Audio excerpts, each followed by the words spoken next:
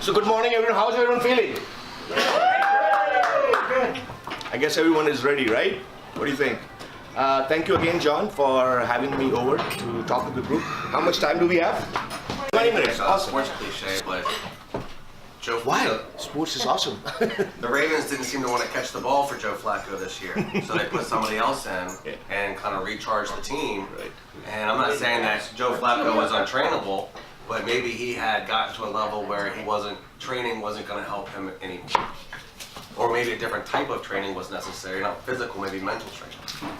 Man, me and you are so in sync. I'm going to share something which just totally makes sense. Awesome. Thank you so much for the input. Now, before I share something very interesting on specifically to John's point, just wanted to sum up our conversation in terms of how everyone has commented in terms of how we treat people. There's one client that I was working with. You know, I saw that client grow in front of me, become $1 million business. An awesome leader, but even when you are really good at leading people, you also have a lot of peer pressure. So this company had a lot of issues with attendance. And what's really funny is that when they were thinking of making sure that people come on time, their mindset was always going towards punishment. So if you are late, you know, you'll get if you're late twice a month, you'll get your half a day salary cut off or something like that. And when I was talking to them, I said, okay, shouldn't that be the last resort? How about trying simple things? Hey, free coffee and donuts if you come on time. Reward. Yeah. So sometimes you do these simple things and it can make a lot of difference, not for everyone, because we always have those outliers who, if you do anything for them, nothing works for them.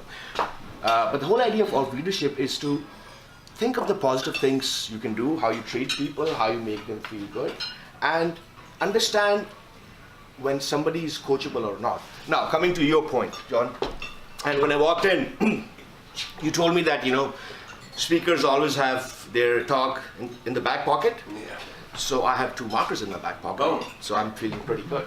So what I'm going to share is something which I've actually used myself to figure out at times how to go about the process of getting the best out of people, that you're not stepping on their toes, and also getting the job done. So the way I look at it, and it's a model that, you know, I've probably stolen from somewhere or adopted. If you want to look at people, the many factors, many matrices that you can gauge them on. So very simply, so that, you know, it covers everyone. Let's look at when we are working with people on 2 matrices. So willingness, right, and ability. Awesome. You are a consultant. That's a perfect 4-box grid. Hey, You passed the test. thank you for endorsing me, sir. So let's look at that. So if someone is in this box, right, where do you think their ability and willingness is? They're not willing or able. Sorry? They're not willing or able. They're not willing or able. They don't want to be there. Yeah, maybe they don't want to be there, or maybe they just want to be there just to, you know, punch in, punch out, make the money, and that's it, right? Get the donuts. Get the donuts, yeah.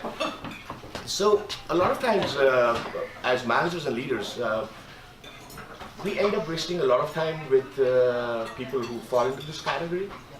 And I'm not saying that, you know, that we shouldn't treat people nicely, but also time is of essence.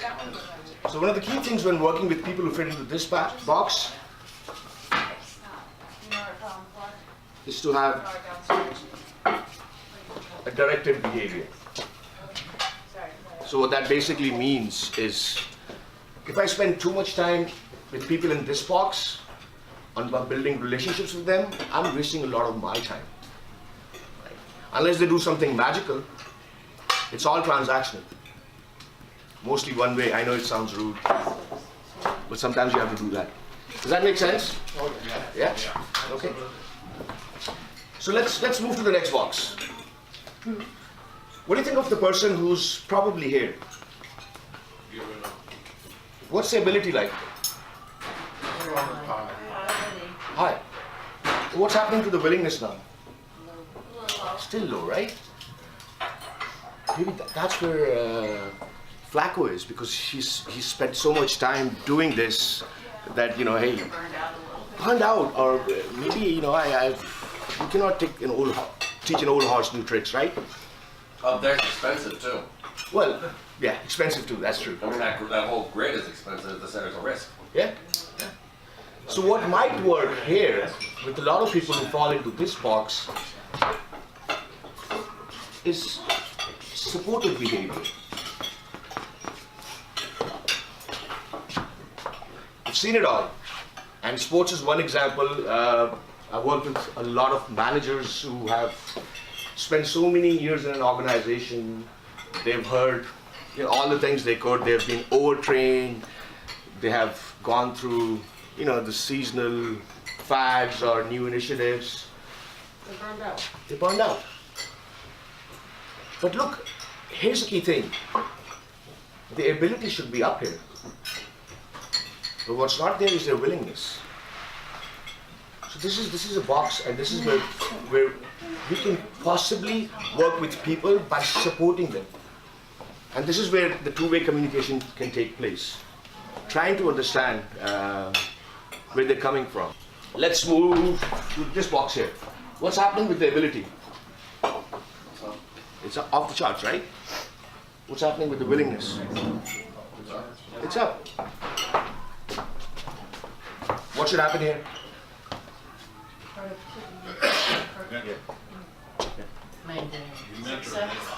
Sorry? You mentor that box. Mentor. Possible, yeah. And that's awesome. You mentioned mentoring because it's different than coaching, right? And this is the box where you actually should just delegate. Hey, you know your stuff. You're competent, you have the willingness. I'm not going to tell you how to do it. I'm just going to tell you this is what needs to be done. This is the timeline. Go get it done. This is where your superstars are. Does that make sense? Yes. Now, what's happening in the last box? Coach.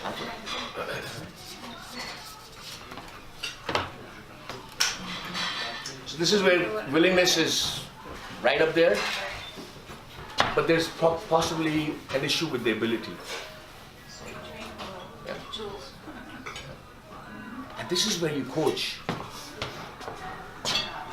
This is possibly what you mentioned earlier, that we all get promoted to the level of our incompetence. Not that we're not competent, but what is expected from us.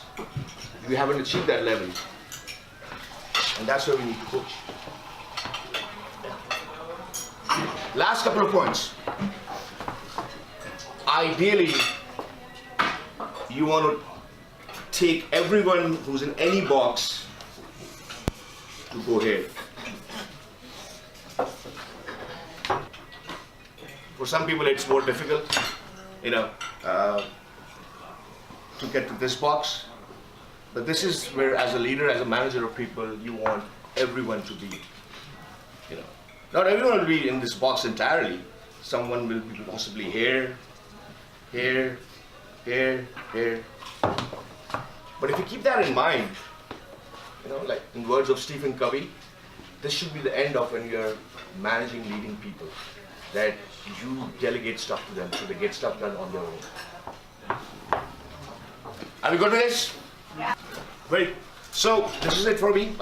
Thank you so much for your time. As leaders, managers, business owners, husbands, wives, I think one of the best things we can do is to get our own act together and hope that people who are working with us, for us, are able to be inspired and take massive actions, which is something you will hear a lot when you go to Tony Robbins. Massive action. Thank you so much. Thank you, John. Thank you, everyone.